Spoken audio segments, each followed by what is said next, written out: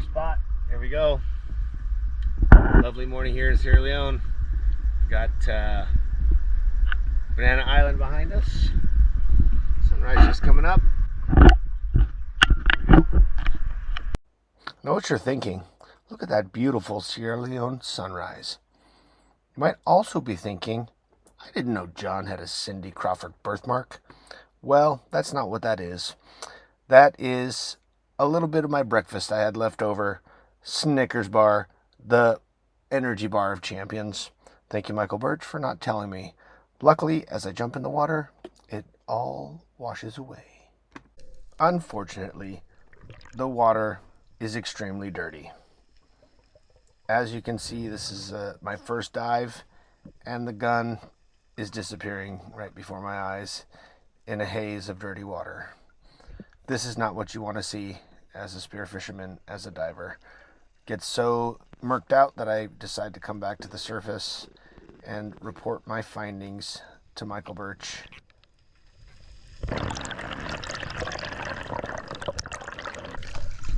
Marks out pretty bad. About 20 feet? Yeah. First spot was a bust. Water visibility was terrible, so we're checking out another spot. Go.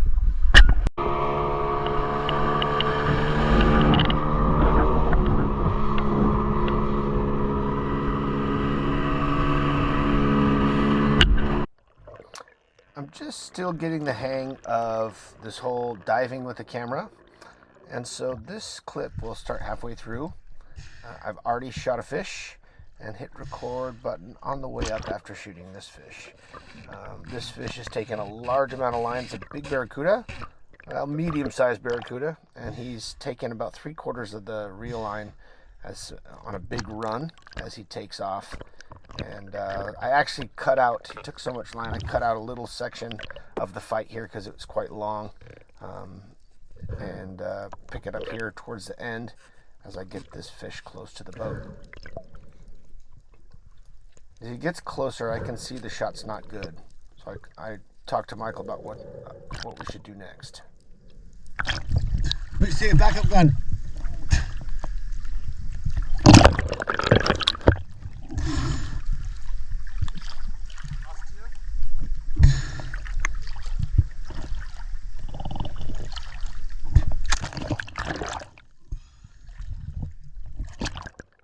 So Michael tosses me this gun. It is loaded. You have to be quite careful. He tosses it sideways. I make sure I'm out of the way as it lands. The likelihood it's going to go off is pretty low, but still we're careful when we do this. I bring the fish up slowly with one hand, bring him into range of this gun, and fire a backup shot. You can see that first shot is really high. It was really murky. And so it was difficult to see. All you could see is a fish silhouette. And but I'm able to put in a second shot on this barracuda and secure this fish.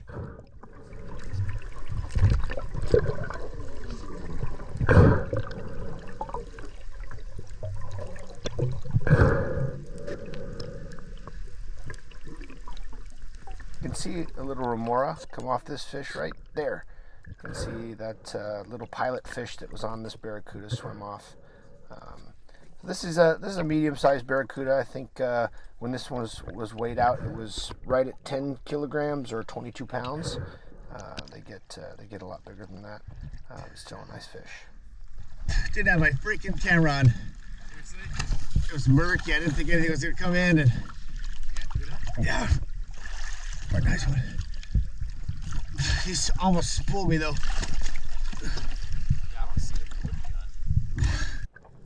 We're diving out at a pinnacle out past Banana Island, and the depth to the bottom is between 70 and 150 at the bottom of the pinnacle. It comes up to that 65-70 range, and often we can hunt at all the way to the bottom, but because it's so murky, you go down to about halfway. You can see I go down here to about 30 feet, just over 30 feet. Check my watch and kind of just hang mid-water. You can see I'm strumming the bands, trying to make a little bit of noise, get fish curious. Oftentimes the barracuda or the jack crevalle come in curious predators to that noise, wondering what it is. And just, it's pretty murky, and as I come up, we just kind of decide that we want to try something else. We decided to go to the shallows to kind of kill some time and see if conditions improve. And so this is a little closer to the island. This is probably in about 25 feet of water. Visibility is a little bit better, not a ton, but it's cool to see some of the reef life.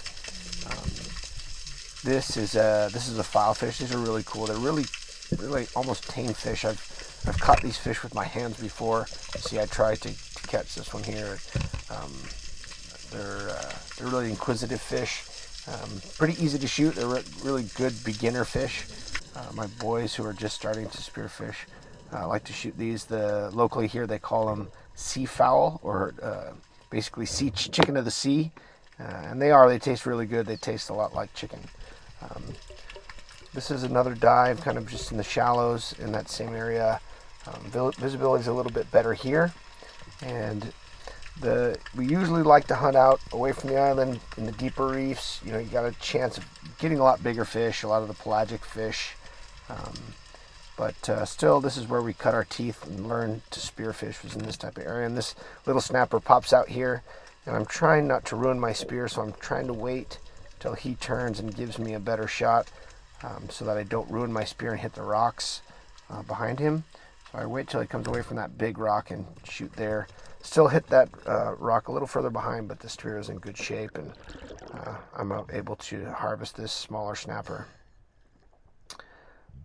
Still a great eating fish. Actually, some of the bigger fish we have to be a little bit careful that we don't eat too much. You can get mercury.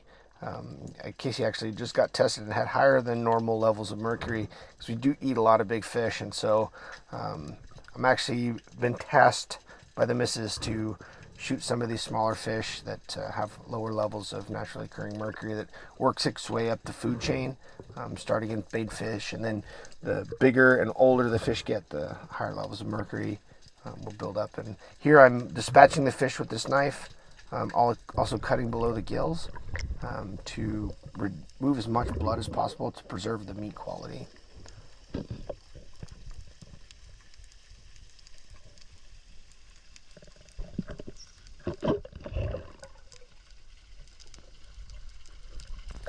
We moved to this next location, and it's in a little bit deeper water as well. This is about 35 feet, and it's a shipwreck. These are, those first fish you saw there are surgeon fish. It's really a cool wreck, and we'll visit this from time to time to check it out. There's often some larger predator fish here, and visibility here too was just not really good enough to do a good job finding fish. It's a really cool, when the water's clear, it's really kind of a beautiful shipwreck. I'm sure we'll revisit and get some footage of this wreck when the water's a little cleaner. Well, we were really just trying to kill some time, hoping that when the tide changed, we'd get some better visibility at some of our favorite spots that are a little deeper. And unfortunately, it just didn't happen.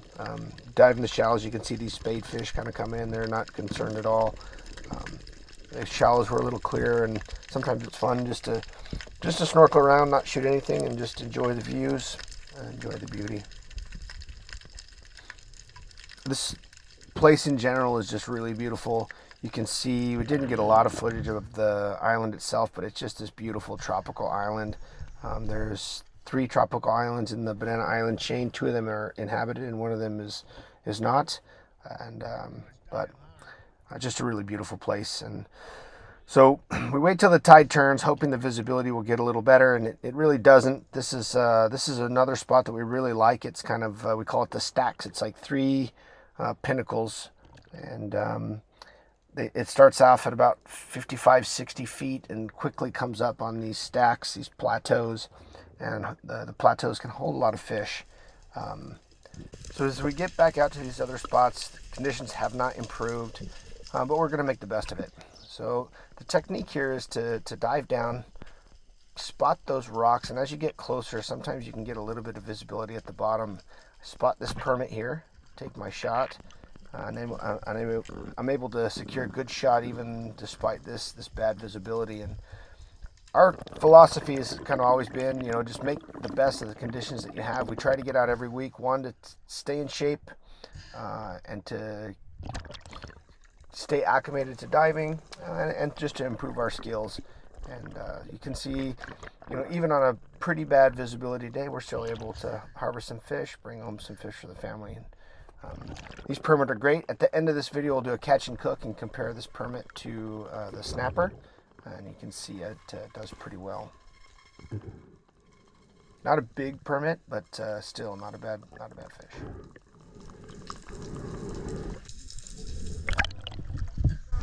Get up and go. You can hear Michael tell me you got to go, and so the way we're doing this, hunting this spot, the current is really moving really fast. It's moving about 2.5 knots, and so we get the boat into position. He's watching the chart plotter to know where I am and giving me a heads up that I've got to dive. The timing on hitting these plateaus is pretty critical, and I just wanted to show you kind of what the conditions are like. I'm not going to shoot a fish on this dive, but you'll see and you can hear the tail strikes of these fish.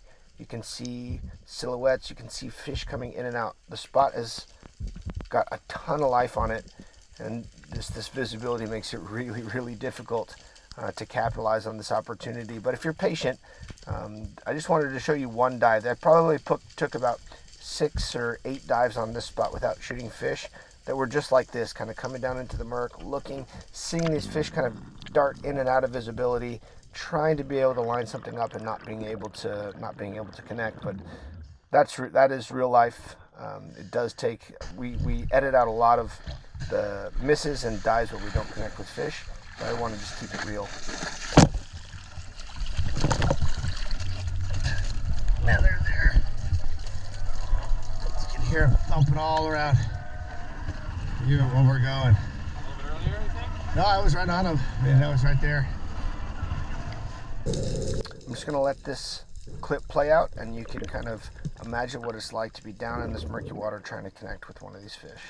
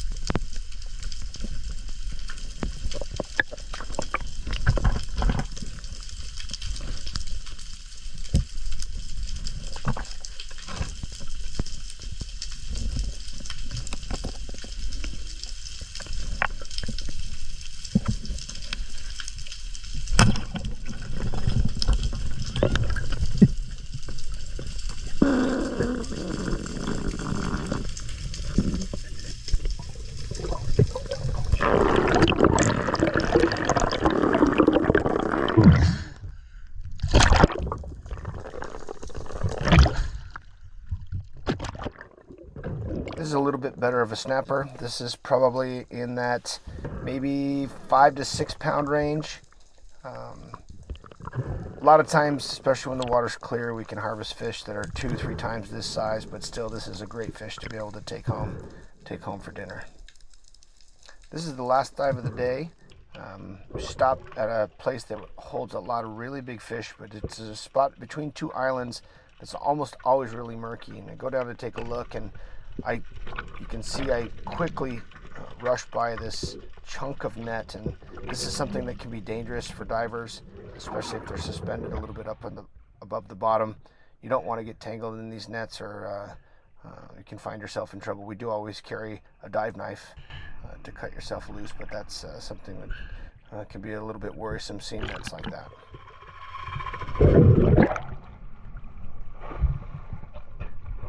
Ghost net. Rocks flying by me. I'm out. Ghost net. Rocks flying by. I'm out. Tried it. It's a big old chunk. Ghost net down there. Good? Yeah. I'll get back to the house. This is actually the next day. Usually like to have our fish sit on ice. Helps the fillet firm up, makes it a little bit easier to fillet out. You can see the fish have already been gutted and scaled, and we do the filleting the next day. And So I'll just walk you through the snapper one side, make a nice cut right up along the top. You're just trying to get through the skin here, and you go all the way from that top of that head all the way down to the bottom of the tail. I cut across at the tail, and then just behind the gill plate there underneath to the bottom. And then you just follow with your fillet knife right along those bones. The idea is to let the knife slide along the bones so you don't miss any meat here. And there's a technique because the spine is kind of like a half cylinder that you've got to kind of go up and over. So you just want to put just the tip of your knife as you get close to that spine. You want to put the tip of the knife just over that spine and then go back down, or you'll miss about a 1/4 inch of meat on the lower half of the fish. See how I can kind of go down after that spine, and you can see that there's no meat wasted here. Then you go through some pin bones right here, up over the ribs, and actually none of this fish will be wasted. We pull the fillets, and then the rest of the fish is cut up into chunks and made into fish soup. The other side is the same, so I won't walk you through that. This one's the permit. It's a little bit different. It's got a chunk of meat up all the way up into the front of the head. So instead of stopping at the gill plate, you start way up in the front, right by the nose. Same thing here, just through the skin to give you a way to start at that gill plate and still go down through the bottom of the fish there, and then you kind of come up and over around and catch this little piece of meat that comes up into the head of the fish. It's not too huge, but it's a good sized chunk of fish that you don't want to lose. So other than that, it's really similar. Outline the fish, get a nice place for your knife to start, and then just kind of run that blade along those bones. You kind of want it just to slide along those main bones right up to the spine, all the way down the whole body of the fish. On these, I also kind of trim that bottom piece, so as I'm coming down the other way, it pops loose real easily. Same thing, just the tip of the knife to go up and over that spine and through pin bones. After you get about halfway up the fish, you'll start finding those pin bones coming out, and those will have to get trimmed out. But right through here, make sure you catch that top part of the head meat.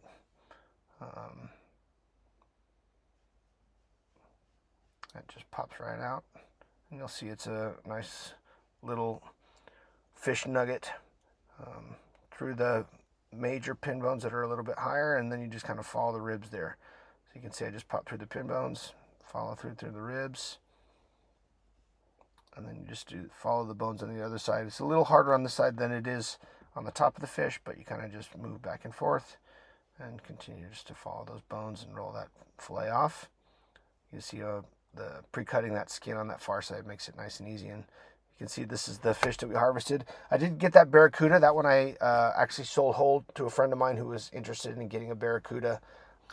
The next step is to remove the skin. I like to remove the skin from these fillets. Right here I'm pulling out pin bones. So there's as I cut through those pin bones on the top, it's pretty easy. You just cut this sliver right out of the middle of the fillet here. This is one of the bigger snapper, and cut out just that little sliver that takes all those pin bones out.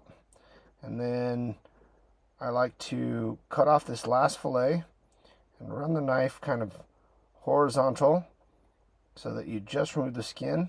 That is one of your bottom tail fillets. Poke a little hole in the skin here so I've got a nice little handle, and then you lay your knife flat, and then you kind of pull the skin back and forth, and that knife will just kind of follow right in between the fillet and the skin, and then you've got a nice boneless, skinless chunk of meat.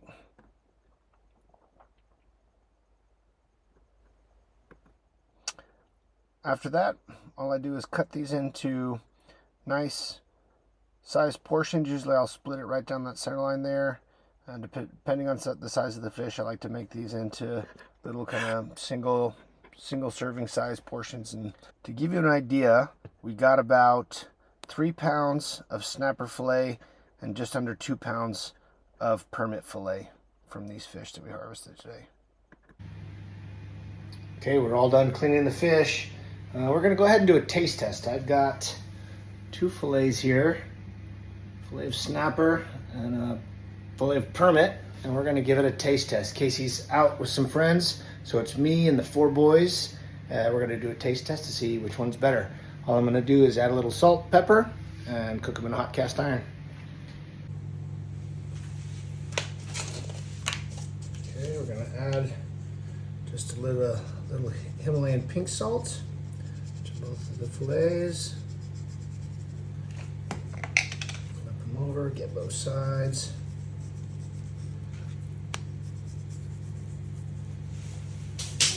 Little black pepper on both as well. Coarse grind. Black pepper. Same thing. Let's go ahead and flip it over. These things are ready to go on the cast iron.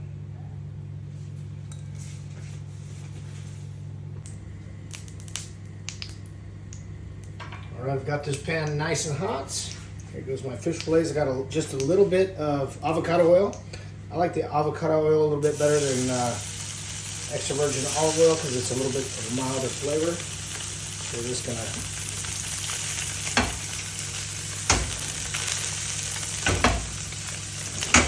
those up nice and hot. Crisp them up on both sides and we'll be ready to go.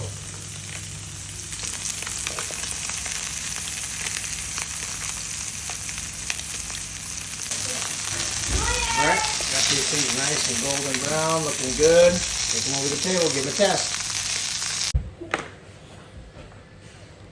Okay, here are the Campbell boys ready for a taste test. We have our oldest son, Aiden. Number 2, Archer. Number 3, Gideon. and number 4, Sawyer. Sawyer Boyer. All right, here we go, boys. First up, we're gonna go with, this is the snapper. We'll go in order of birth. Snapper. Snapper. Big one for Archer. How's it? Too hot? Oop, too hot for Gideon. Let's get a smaller piece for Gideon. All right. Snapper. Oop. You got it. You got it. There you go. Okay. All right, give it a try. Here, how about you? Sawyer Boyer. All right, okay. That's the snapper, and then Dad wants to try the snapper too. Got a nice crust on it. Mmm. Yummy. I like That one's amazing. Yeah, that was really good. Really flaky. When is Mom gonna come back? She's gonna come back soon. She went out with some friends. Okay, here comes the permit. So the permit is a lot different. It's got almost a chicken consistency. More firmer flesh. This also looks pretty flaky, so this might be quite delicious. Oh. They're both really good. Okay. Sawyer. Woo! Blow a little. Got that nice crust on both of them. Mm. Wow. I gotta What do you guys think? Okay, Aiden, hold on. Aiden first. What do you got? I gotta say that with this way that the fish are cooked, I think the permit wins. Really? Okay. Permit for Aiden. How about you? Yeah. No, not the permit. First one, the snapper. Archer goes for the snapper. Gideon? I would go with the permit. The permit. Number 2. What about you, Sawyer? This one or this one?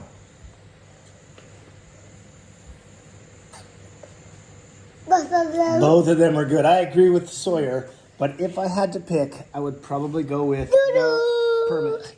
Extremely delicious, nice crunch. Oh, back up, Sawyer. Got a nice crunch on it, and it's a little bit firmer. Very good. All right, so everybody say bye, everyone. Bye.